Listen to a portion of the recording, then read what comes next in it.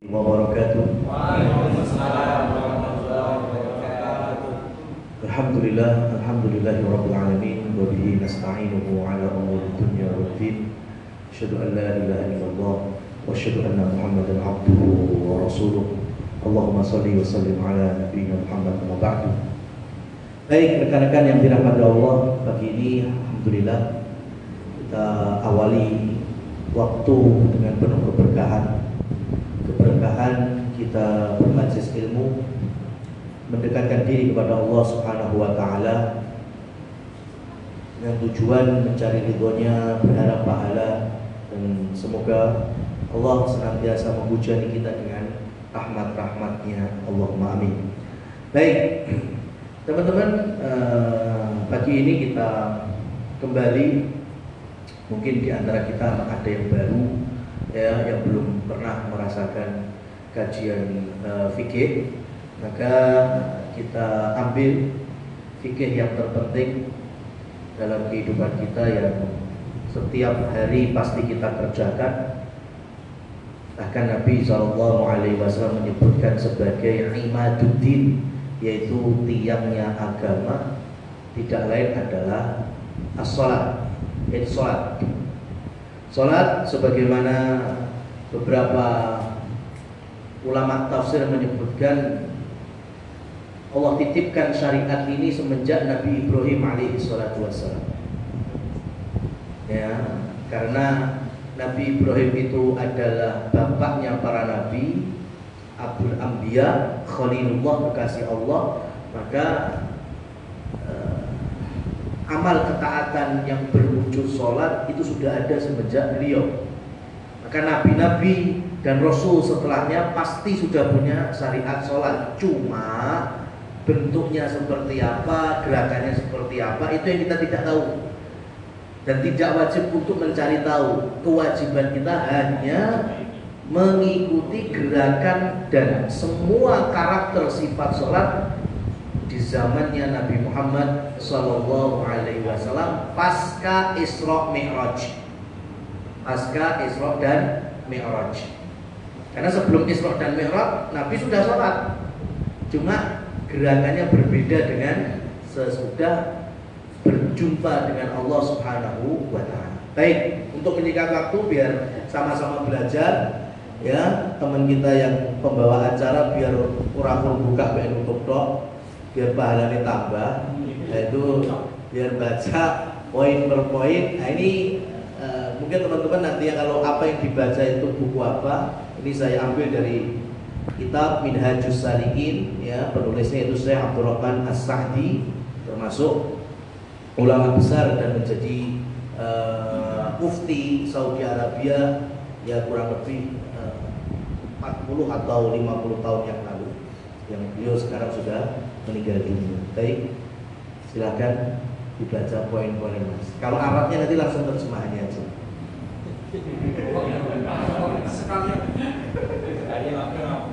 Baik, terima kasih Pak Iqbal.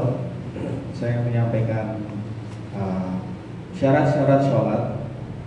Sudah disebutkan sebelumnya bahwa thaharah merupakan salah satu syarat sholat. Jadi belum ini.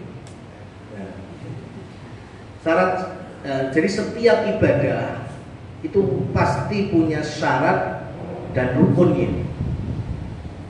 Yang kami harapkan kepada teman-teman, jangan sampai meninggalkan ini, karena kalau syarat dan rukun ditinggalkan, maka suatu amalan itu tidak bisa disebut sah alias batal. Sholat sekhusyuk apapun teman-teman lakukan, tapi kalau sebelumnya belum berwudu dari hadas kecil atau belum mandi dari hadas besar, ya, mandi besar atau mandi janabah, itu mau sholat sekhusyuk apapun tetap tidak bisa disebut sholat. Kenapa? Karena syarat sahnya belum terpenuhi. Ya, jadi bicara ibadah itu minimalnya syarat sah dan rukun. Ya, selanjutnya itu baru penyempurna ataupun pelengkap.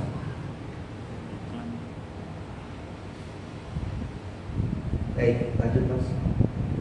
Poin 54, syarat lainnya adalah masuknya waktu. Nah, tadi disebutkan syaratnya pertama bersuci. Yang kedua telah masuk syaratnya waktu. Nah, di poin ini ada keterangan dari Nabi Muhammad SAW. Jadi Nabi Muhammad itu kan ditemani malaikat Jibril terus itu Isra Mi'raj. Baik itu berangkat sampai pulang. Habis itu memang kisah Isra Mi'raj sudah selesai nih, sudah selesai. Tapi habis itu malaikat Jibril masih punya tugas. Tugasnya apa? Mengajari Nabi Muhammad SAW sholat semuanya lengkap termasuk waktu-waktunya. Jadi malaikat Jibril itu mengambil Nabi SAW. Anggaplah ini memang hadisnya nggak urut ya. Umpamanya ini dari waktu duhur, ya kapan mulainya, kapan akhirnya. Itu malaikat Jibril ngajari Nabi SAW. Waktu asar, kapan mulainya, kapan berakhirnya. Maghrib, gitu juga sampai isya dan subuh. Kemudian malaikat Jibril mengatakan kepada Rasul SAW, sholatlah di waktu-waktu ini. Jadi di luar waktu ini sudah nggak bisa disebut sholat. Contohnya, ya 4:30, tapi pengen mengerjakan sholat duhur, sudah nggak bisa. Karena itu sudah bukan waktu sholat duhur. Jam sekarang jam 8.15, tapi pengen mengerjakan sholat isya, ya nggak boleh. Ini bukan waktu sholat. Ini kita bicara normal ya, bukan masalah ketiduran, bukan masalah safar. Nah, ini bicara normalnya dulu. Jadi waktu sholat itu bagian dari syarat sah diterimanya ibadah sholat. Nah, hari ini nggak perlu panjang lebar. Waktu sholat itu karena Nabi kan menjelaskannya runut sekali. Ringkesnya gini aja, teman-teman boleh memakai acuan baik itu yang keluar dari Kementerian Agama, MUI ataupun lembaga-lembaga Islam di Indonesia maupun yang sifatnya internasional. Itu udah buat acuan tidak apa-apa. Gampang ini jam, ya duhur dari jam berapa sampai jam berapa, asar dari jam berapa sampai jam berapa, silakan dipakai buat acuan. Baik, lanjut. Poin 55, dasar dalam hal ini adalah hadis Jibril, bahwasanya Jibril mengimami Nabi di awal waktu dan di akhir waktu. Lalu dia berkata, wahai Muhammad, sholat itu di antara dua waktu ini. Hadis riwayat Ahmad, An-Nasai dan Tirmidzi. Nah, jadi seperti itu. Ya, jadi teman-teman, waktu sholat, kemudian kalau kita perlebar itu batas tanah suci itu sudah Allah Subhanahu wa Ta'ala sampaikan jauh sebelum Nabi Muhammad SAW. Ya, jadi tanah suci Mekah itu batasnya dari mana sampai mana, tanah suci Madinah batasannya sampai mana dan mana, kemudian Al-Aqsa dari mana sampai mana, itu bukan hanya di zaman Rasul Muhammad SAW saja, tapi dari zaman Nabi Ibrahim Allah sudah tentukan itu. Ya, jadi tanah haram atau tanah suci itu startnya dari mana, finishnya wilayah mana, itu Nabi Ibrahim sudah bahasa awake dhewe sing matok, itu udah Nabi Ibrahim. Jadi Nabi Muhammad SAW itu meneruskan saja, ya, dari apa yang telah Allah tentukan dari zaman Nabi Ibrahim. Termasuk tadi ini, kalau kita sampaikan juga, kalau bicara ibadah haji maupun umrah itu mikot. Mikot itu tempat orang untuk berihram. Itu Allah yang tentukan, bukan Nabi Muhammad SAW. Allah tentukan dari zaman Khalilullah Ibrahim, kemudian berlanjut ke Nabi Muhammad. Jadi kalau dari Madinah atau searah ada Dzulhulaifah atau Bir Ali, Kalau dari Taif nanti ada Qarnul Manazil, kalau dari kita ini ada Yalamlam. Itu sudah Allah tentukan. Jadi nggak bisa kita bikin sak senengi mikot itu. Makanya kalau di Indonesia kita mau haji atau umroh dulu ke Mekah, mau nggak mau kita ihramnya memang di pesawat, mau nggak mau. Kecuali kalau pakai darat di bawah kita di Yalamlam itu memang ada masjid, ada tempat bisa untuk mandi, wudhu, mau sholat dulu silahkan. Tapi karena kita di pesawat nggak bisa turun, berarti ihramnya di mana? Di pesawat. Tapi nggak tahu sebagian orang hari menentukan dan berfatwa nggak apa-apa, ruwet naik pesawat, wes kok nunggu landing wae sampai bandara Jeddah lagi ihram. Emang ada mikot di Jeddah? Nggak ada. Kalau alasannya ribet, riweh di atas pesawat, ya teman-teman harus tahu. Nabi Shallallahu Alaihi Wasallam itu kalau haji dan umrah dari Medina, Dzul Hulaifah mikotnya, itu mikot terpanjang terjauh 450 km. Perjalanan pakai unta itu 8 sampai 10 hari. Bayangkan dari ihram pakai pakaian ihram yang teman-teman jual di bawah itu, yang laki-laki itu, kain ihram cuma 2 helai putih tanpa daleman. 8 sampai 10 hari nggak boleh pakai parfum. Ya nggak boleh pakai mandi sabun wangi, keramas pakai sampo wangi, nggak boleh wangi-wangian, nggak boleh nutup kepala. Bayangkan bisa jadi haji itu mesti musim panas. 8 hari, riwah nggak itu, ribet nggak itu, lebih ribet lah. Awal itu paling terbang 9-10 jam dan mikot di Yalamlam di pesawat sampai landing paling cuma sejam.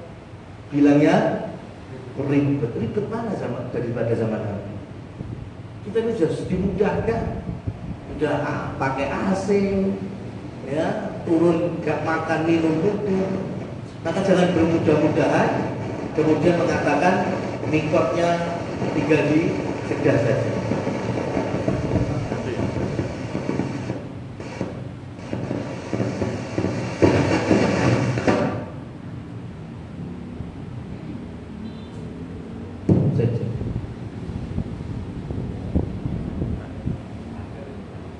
Baik, lanjut.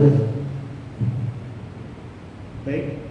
Poin 56 dari Abdullah bin Amru bahwasanya Nabi SAW bersabda, waktu sholat zuhur dimulai ketika matahari telah tergelincir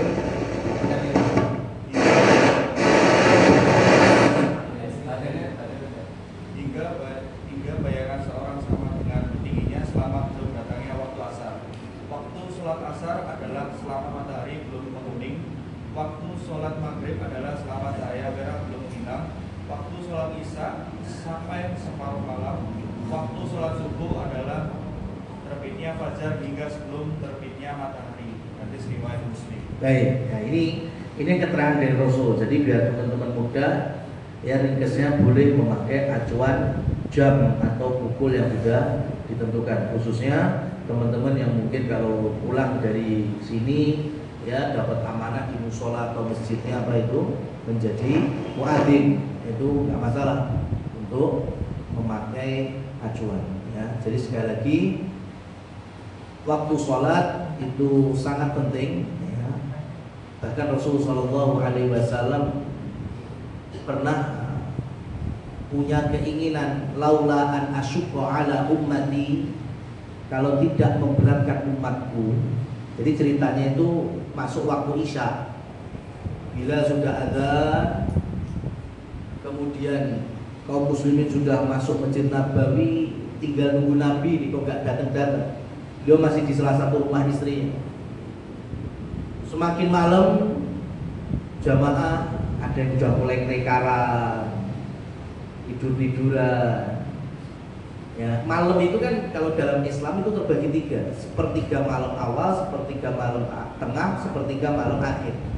Jadi kalau malam itu dimulai dari maghrib itu, anggaplah gampangnya jam 6 lah, sampai menjelang subuhnya itu, anggaplah jam 4. Jadi dari jam 6 sampai jam 4, nah itulah malam hari. Berapa jam itu? Jam 6 sampai jam 4 itu berapa jam? 6, 7, 8, 9, 10, 11, 12, 1, 2, 3, 4, anggap 10. Berarti kalau diporo 3 Jadi kurang lebih 3 jam, 3 jam, 3 jam kan gitu kan. Sepertiga awal berarti 3 jam, sepertiga tengah sepertiga 3 jam, sepertiga akhir juga 3 jam. Nah, maka bayangkan sekarang kalau waktu Isya, ya, kalau Nabi SAW baru keluar jam-jam setengah 10, jam 10 malam hari ini, baru ngimami sholat. Kemudian Nabi SAW beliau menyampaikan, laula an asyukka ala ummati, kalau tidak memberatkan umatku, aku lebih suka sholat isya-nya sekarang. Tapi Nabi tahu umatnya, susah. Coba kalau ini menjadi ya waktu afdol sholat isya, kira-kira bablas apa? Sholat isya jam 10, kira-kira isyaan atau bablas turu itu. Banyak keturun. Makanya Rasul Shallallahu Alaihi Wasallam sangat rahmat, punya kasih sayang kepada umatnya. Sudah, ya, bagi Rasul mudah, isya jam 10 malam itu mudah sekali. Tapi karena umatnya berat, maka Rasul kembalikan afdolnya sholat isya ya di awal waktunya itu. Kalau hari ini ya kurang lebih jam 7. Jadi di dalam riwayat yang lain Rasul Shallallahu Alaihi Wasallam menyampaikan, afdhalul a'mal as-salatu ala waqtiha, sebaik-baik amalan adalah sholat tepat pada waktunya. Dari sini, ini saran khususnya bagi teman-teman muslimat, ya, karena di negeri kita nggak tahu, dari dulu saya tuh sering ketemu, khususnya di hari Jumat, itu teman-teman muslimat itu sengaja, ini yang saya tahu ya, kebanyakan sengaja mereka sholatnya zuhur itu menunggu jamaah Jumat bubaran. Ya, padahal waktu sholat zuhur sama nggak dengan waktu adzan Jumat? Sama. Jadi silakan ketika masjid kaum muslimin yang sedang menyelenggarakan Jumat, yang itu kewajiban bagi kaum pria, ya, ketika azan silahkan persiapan untuk melaksanakan sholat zuhur di rumah masing-masing atau di musola atau dimanapun, ya, silahkan. Karena amalan terbaik adalah sholat tepat pada waktu. Jangan dengan alasan saya menghormati sing Jumatan. Ini udah beda ini. Teman-teman yang muslimat, ya, memang kewajiban, mereka nggak wajib untuk Jumatan, tapi wajib untuk sholat zuhur. Maka silakan sholat dulu. Sing unik meneh wis ngenteni Jumatan bubar, salate kurang rakaat, nah itu lebih aneh lagi. Dan itu ada gitu loh. Ya. Jadi karena Jumatan perempuan memang nggak wajib sholat Jumat di masjid, jadi sholatnya di rumah tapi kurang rakaat. Waduh. Diskonnya akeh men ya. Oleh karena itu kembalikan bahwa Rasul Shallallahu Alaihi Wasallam memang mewajibkan Jumat illa ala sobiyin, bayi, bocah belum balik, wa mra'atin, dan para wanita, wal marid, orang-orang yang sakit, wal musafir, orang-orang yang sedang safar, bepergian, wal al-abd, ya, di zaman Rasul masih ada budak. Budak itu juga tidak wajib sholat Jumat. Ya, kemudian sebagian ijma' para ulama, orang yang sakit dan musafir diturunkan juga bagi orang yang sakit. Ya, orang yang sakit itu juga tidak, ya, wajib Jumat. Baik, lanjut. Poin 57, dianggap mendapati waktu sholat dengan mendapati 1 rakaat berdasarkan sabda Nabi itu. Barang siapa mendapati 1 rakaat dari sholat, maka sungguh dia telah mendapatkan sholat. Muttafaq alaih. Baik. Dalam riwayat Bukhari dan Muslim, Rasul Shallallahu Alaihi Wasallam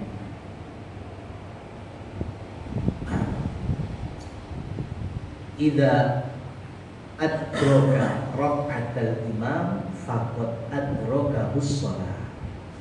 Jika ada seseorang yang mendapati imam, berarti ini sholatnya sholat apa? Sholat jamaah. Mendapati imam rukuk ini datangnya telat ini. Kemudian kok masih bisa rukuk bersama imam, falahu raka'ah, maka dia mendapatkan 1 rakaat. Nah, ini saya breakdown gini teman-teman, dirahmati Allah Subhanahu wa taala. Nanti kita akan masuk bagaimana karakter sifat sholat Nabi Muhammad SAW. Dan di antara rukun paling penting kalau haji kan wukuf.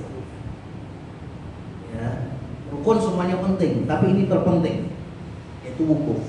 Sholat rukun terpentingnya adalah takbiratul ihram. Takbiratul ihram itu rukun terpenting dalam sholat.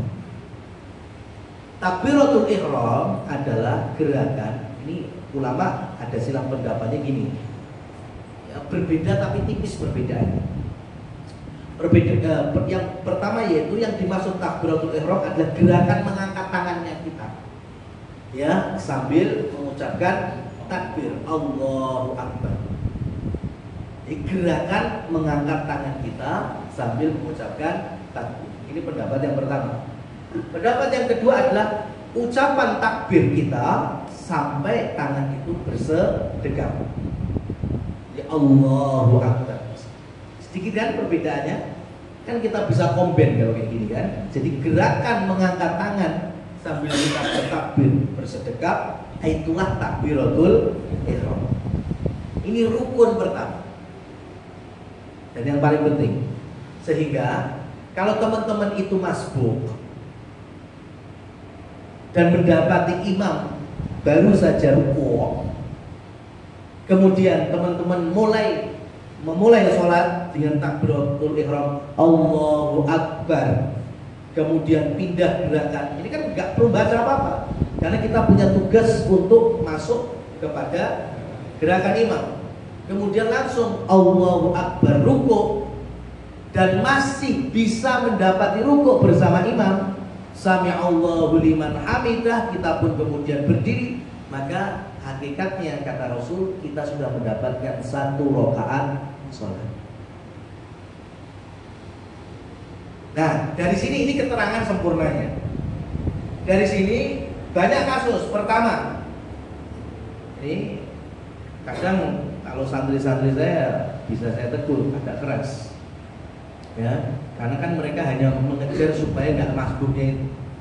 Jadi ketika mereka telat masuk masjid, imam kemudian rukuk, mereka langsung mengikuti gerakan rukuk imam tanpa takbiratul ihram, maka ini batal sholat. Dengan alasan Ustaz jadi untuk rukuk imam untuk 1 rakaat betul, tapi mengawali takbiratul ihram apa belum? Ya berarti ya nggak bisa, karena itu rukun pertama di situ. Jadi kalau ada imam dan rukuk kemudian kita langsung ya langsung Allahu Akbar rukuk, maka nggak sah sholat. Kenapa? Karena tidak diawali dengan takbiratul ihram. Itu kasus pertama. Kasus yang kedua, imam rukuk kemudian masuk jamaah takbiratul ihram Allahu Akbar, kemudian mau pindah rukuk Allah, tapi imamnya sudah mulai Sami'allahu liman hamidah, maka dapat rukunya imam? Enggak dapat. Ya, jadi menilai dapatnya gerakan imam yaitu perpindahan kita menuju rukuk, ya, dengan postur rukuk yang sudah baik, ya. Kemudian imam baru Sami'allahu liman hamidah, nah ini baru terhitung mendapatkan 1 rakaat bersama imam. Yang ketiga,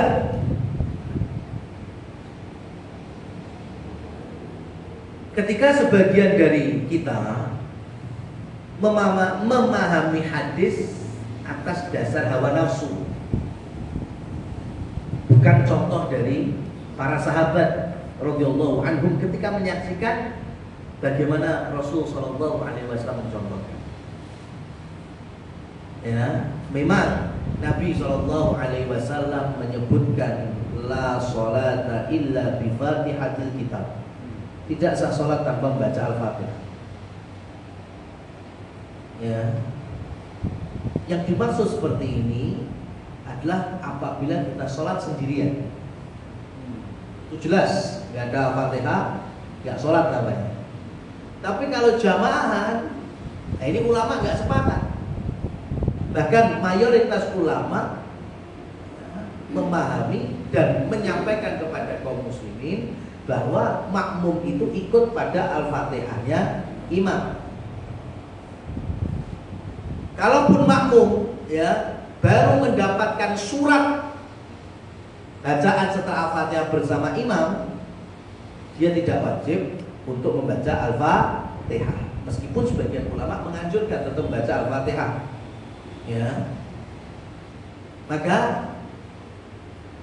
sebagian dari kaum muslimin karena memahami lo aku iki urung baca Al-Fatihah, kemudian kok ikut rukuk bersama imam, berarti kan tetap hilang sak rakaat. Nah, ini salah di dalam memahami.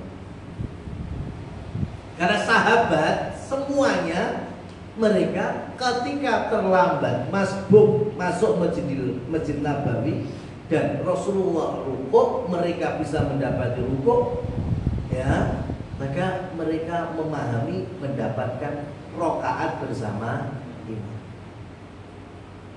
bukan hilang rakaat. Yang keempat, kasusnya adalah ketika imam rukuk, kemudian berusaha nih roto enek ngiter ngejar rukuknya imam, baru aja masuk barisan imamnya sudah tidak gelo nih secara manusia ya pasti untuk saro kan saking gelo nih akhirnya jegeget ngadeg, imamnya sujud, imamnya duduk di antara dua sujud lagi dienteni jegeget. Nyapa orang itu rakaat loh. Enteni wae. Ini juga kesalahan. Ya, Rasul sallallahu alaihi wasallam menyampaikan sebaik-baik abd, sebaik-baik hamba adalah man kathuras sujud, siapa yang memperbanyak sujudnya. Ya. Jadi ketika kita kehilangan satu rakaat bersama imam, tadi masuk kemudian imam i'tidal atau masuk imamnya baru gerakan sujud, silakan ikuti. Luga itu sarokat, iya memang kita nggak dapat rakaat bersama imam, tapi kita mendapatkan pahala memperbanyak gerakan sujud. Dan Rasul menyampaikan hamba terbaik itu yang sujudnya kepada Allah paling baik. Ya, jadi masbuk itu nggak rugi. Ruginya telatnya dari awal bersama imam iya, tapi pahalanya bisa. Ya, sholat kita tetap sempurna. Bahkan ada sisi ya kita mendapatkan tambahan yaitu memperbanyak sujud. Berbeda dengan kalau kita jegegrek itu ngenteni. Ya, itu malah gak pas. Baik, lanjut. Poin 58, tidak boleh mengakhiri keseluruhan sholat wajib atau mengakhiri sebagian dari waktunya tanpa uzur maupun yang lainnya. Ya, ini masih kaitannya dengan waktu tadi ya. Jadi kita tidak boleh dengan sengaja bahkan masuk pendusta agama. Fawailul lil musallin alladzina hum an salatihim sahun. Itu orang-orang yang menyia-nyiakan agama, di antaranya menyia-nyiakan waktu sholat. Ya, membiasakan sholatnya itu sakar PDW waktunya, bahkan di penghujung-penghujung waktu. Ini sholatnya munafik. Tapi kalau tidak menjadi kebiasaan ketiduran, ketiduran kan nggak biasa, ketiduran. Rasul juga menyampaikan, idza nama ahadukum au nasiya, jika ada seorang tidur ya, keturun tadi au lupa, fastaiqadha Fa'aqimis shalah idza dzakarahu, maka segera ketika ingat atau ketika bangun tidur dari ketidurannya itu langsung dia kerjakan sholatnya yang dia tinggalkan. Keturun jam 6:15 lagi tangi, berarti ya saat itulah langsung bersegera mengambil wudhu untuk sholat subuh. Ini keturun namanya. Kelalen rong dino. Nah, ketika ini kok menawa nih ya, maka mulai ketika dia ingat itu, aku urung sholat apa ya, kerjakan. Kelalen 10 tahun, maka perbanyak istighfar dan istiqomah untuk mengerjakan sholat wajib dan usahakan memperbanyak sholat sunnah. Jadi tidak ada kewajiban teman-teman yang dulunya mungkin belum sholat atau belum dapat hidayah untuk melaksanakan sholat, maka tidak ada kewajiban mengqadha sholat 10 tahun gitu, enggak. Kewajibannya adalah taubat, banyak istighfar. Kemudian kita tutupi kesalahan itu dengan istiqomah melaksanakan sholat wajibnya, dan untuk menambal, meskipun tidak mungkin bisa disamakan levelnya dengan sholat-sholat wajib yang telah kita tinggalkan, tapi untuk menambal dan meminta rahmat Allah Subhanahu wa Ta'ala agar tobat kita diterima, mulai untuk mengerjakan sholat-sholat sunnah, qobliyah, ba'diyah, ya, duha, witir atau yang lainnya. Semoga dengan itu Allah terima taubat kita dan Allah ampuni dosa-dosa meninggalkan sholat yang terdahulu. Jadi gak perlu dikontrol. Ya, jadi kalau ada yang mengatakan, yo diganti, itu saya 10 tahun, berarti sholat duhur kayak ini, baru ngono iling-iling kan duhur sing 10 tahun kayak kerjakno.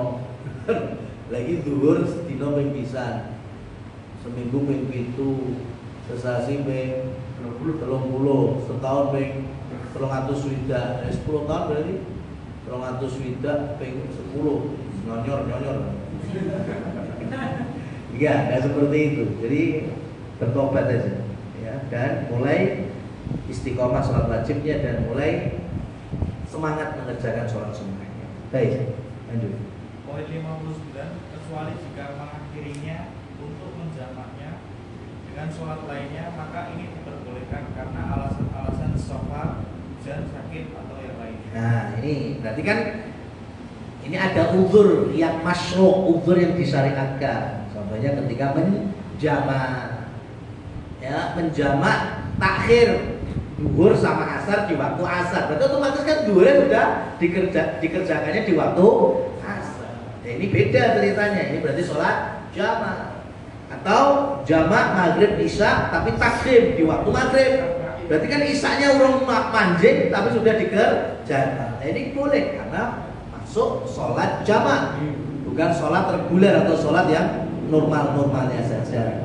Jamak bisa karena hujan, bisa karena sakit, ya, bisa karena safar, ya. Tapi kalau hujan itu ada pada wewenang imam tetap masjid, bukan diri pribadi.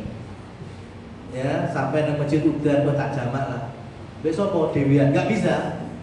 Jamak motor atau jamak karena hujan deras itu ada pada wewenang imam. Sholat maghrib nih, terus dan habis salam imamnya jamaah. Ini kalau nanti sampai isya, ya, seperti ini sampai balik malah nggak bisa ke masjid lagi, maka saya akan lanjutkan untuk sholat isya jamak takdim karena hujan ini. Muadzin silakan koma. Kemudian sholat isya. Itu ada, ya, di zaman Nabi dan Khulafaur Rasyidin, namanya jamak makor. Ada pada wewenang siapa? Imam, bukan pribadi masing-masing. Nah, saya imam di mana? Sama anak dan istri di rumah, nggak bisa. Ini posisinya di masjid, ya kan? Jamak mator atau jamak karena hujan itu posisinya di masjid. Di rumah nggak bisa dipakai. Ya. Kemudian memang berkali-kali kami sampaikan, memang orang berilmu itu paling tenang karena berjalan di atas pakemnya, tahu ya ini ilmunya yang datang dari Rasul Sallallahu Alaihi Wasallam. Yang biasanya kemrungsung, ya nggak stabil, itu malah karena tidak berlandaskan ilmu atau belum sampai ilmu padanya. Contoh nih, real nih.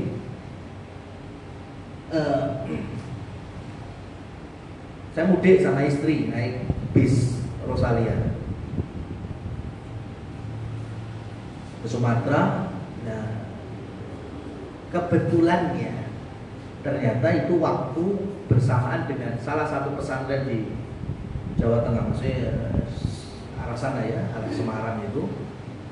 Ternyata banyak yang pulang mudik dari santri salah satu pesantren arah Sumatera. Jadi bis itu hampir separuhnya santri, dan sebagian mereka dijemput sama orang tuanya.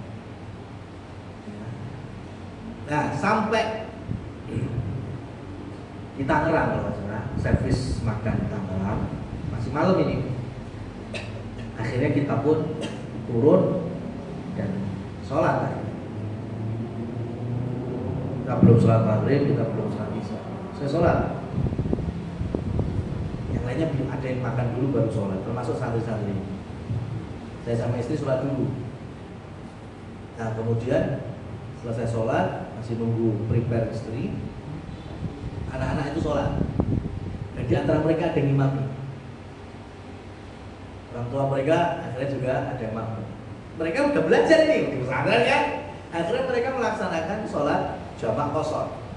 Maghrib 3, isya 1. Dan selesai sholat salam itu, isya-nya itu, salah satu dari emak-emak yang ada yang itu, ibunya itu langsung, sholat apa? Sholat isya apa?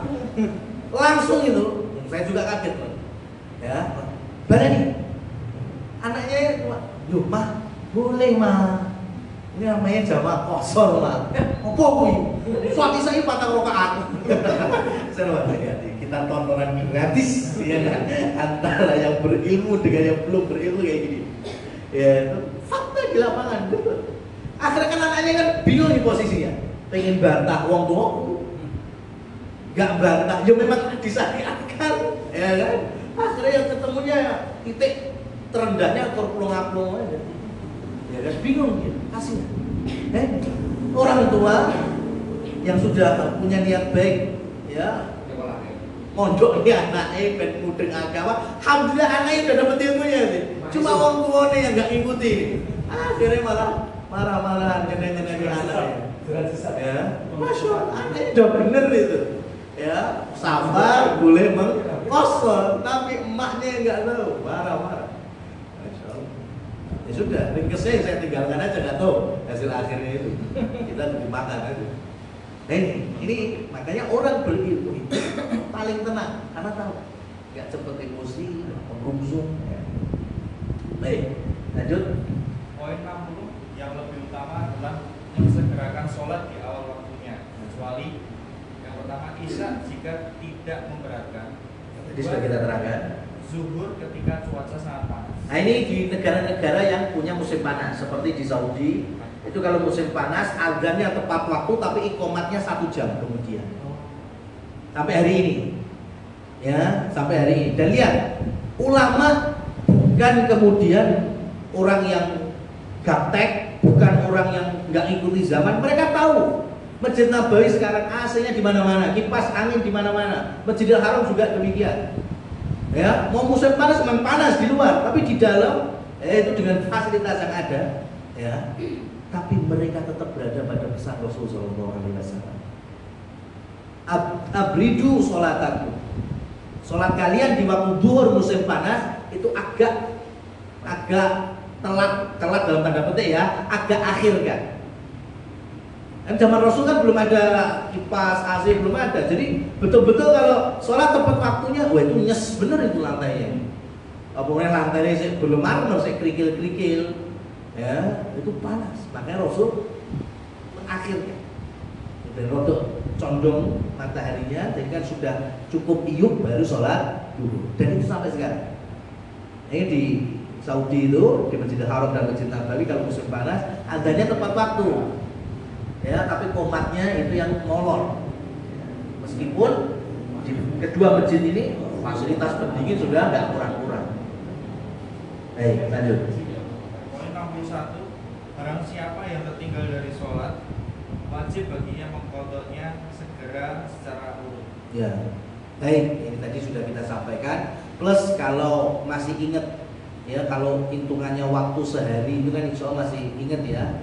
Ya, dia lupa mulai dari asar, namanya ketika operasi ya, dia dipingsankan. Ya, ketika sadar dia ingat itu mulai kapan dia belum sholat, di situ dia mulai mengqadhanya, urut tartib sebutannya.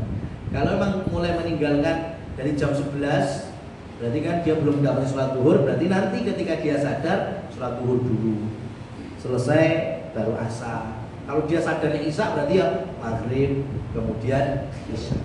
Gitu. Lanjut. Poin 62, jika dia lupa urutannya, tidak tahu atau khawatir kehilangan sholat, maka gugur keharusan mengurutkan. Nah ini kalau tadi 2 hari atau 3 hari aneh. Ya, aku pas kayak ini orang sholat yang opposite ya. Nah kalau seperti ini kondisinya, silahkan, yang penting paling diingat sebelah mana, di situ mulai mengurutkan. Sudah. Antara sholat yang tertinggal dengan sholat yang tengah dia berada pada waktunya. Yang poin 63, syarat sholat berikutnya adalah menutup aurat dengan pakaian yang mubah dan tidak menggambarkan warna kulitnya. Nah ini syarat berikutnya, ini catatan kita terakhir ya sebelum kita tutup. Mungkin ada yang mau tanya jawab, bahwa setelah kita mengenal waktu dan kita ringkes bisa memakai acuan tadi, yang kedua yaitu ini bagus sekali, Syekh As-Sa'di memakai bahasa yang sangat menjelaskan, yaitu sitrul aurah mubah, menutup aurat yang dengan pakaian yang diperbolehkan. Ini penting nih, ya penting. Jadi bukan hanya sebatas menutup aurat, tapi tadi ada tambahan apa mas? Dengan pakaian yang mubah. Saya ambil contoh sekarang yang jamaah pria dulu. Teman-teman ingat Nabi SAW menyampaikan, ya, man istamala atau man labisal harir, dan riwayat yang lain, siapa dari laki-laki beriman yang menggunakan pakaian sutra, fala labisahu fil akhirah, maka dia tidak mungkin memakainya di akhirat. Jadi pakaian sutra itu haram bagi laki-laki. Mau sarung, mau celana, mau kaos, mau hem. Maka kalau sampean sholat pakai bahan sutra, hakikatnya tidak menutup aurat, agar tidak dianggap sah sholat. Ya, meskipun pakai sarung, pakai baju koko, pakai peci, pakai sajadah, kurang lengkap apa ya? Ya, tapi semuanya sutra atau diantaranya ada sutranya. Pemain celananya ada sutranya, bajunya yang sutranya. Kalau peci kan nggak ngaruh, sajadah juga nggak ngaruh dalam hal sholat ya.